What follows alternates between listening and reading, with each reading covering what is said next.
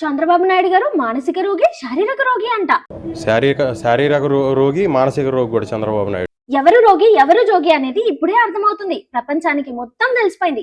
తండ్రి కంటే ఎక్కువ వయసున్న ఆయనని ఇలాగేనా మాట్లాడేది? అలాంటి పెద్ద పెద్ద మాటలు మాట్లాడారు.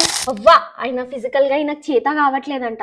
వీళ్ళ రాజకీయ భవిష్యత్తు కోసం పాపం అమ్మాయిని పెళ్లి చేసి ఆయనకు శారీరకంగా ఏం పనిచేయదని తెలిసినా కూడా అమ్మాయి గొంతు కోసారు. ఇంకా ఏమో జగనన్న దీనికి కూడా ప్రెస్ మీట్ పెట్టేసి పాపం చిన్నపిల్లోడు అంటారేమో అని ఓదార్పు యాత్ర స్టార్ట్ చేస్తాడేమో అనిపిస్తుంది నాకైతే. మళ్ళీ వీళ్ళు ఏం చేస్తారంటే హిందువుల ఓట్ల కోసం పైగా మేము మత మార్పిడి అవ్వలేదని చెప్పేసి అమ్మవారి దగ్గరికి వెళ్ళి మరి ఆమె మీద ప్రమాణం చేశాడు. అమ్మవారు ఊరుకుంటుందా? ఇలాగే చేస్తుంది. కర్మ రిపీట్ అంటారు కదా. పోయిన జన్మల గత జన్మలో అయితే 2-3 తరాలకు అది తగిలేదంట. బట్ ఇప్పుడున్న వాటికి తగలట్లేదు. మీరేం పాపం చేసినా వెంటనే నెక్స్ట్ మంత్ లోనే రిటర్న్ అయిపోతుంది అనమాట. ఇంక ఈ పేటీఎం బ్యాచ్ ఏమంటున్నారు తెలుసా? ఇదంతా చంద్రబాబు నాయుడు గారి కుట్ర అంట. ఆయనకి ఫిజికల్ గా పార్ట్స్ పని చేయకపోతే చంద్రబాబు నాయుడు గారు ఏం చేశారు నాకు అర్థం కావట్లేదు. అంటే ఏం జరిగినా చంద్రబాబు నాయుడు గారే అనమాట. ఆయన అన్న మాటలే మీకు గుర్తున్నావు అనమాట. మీరు అసలు మీ హయాంలో ఉన్నప్పుడు మీరు చేసింది రాజకీయ పాలన ఏంటి?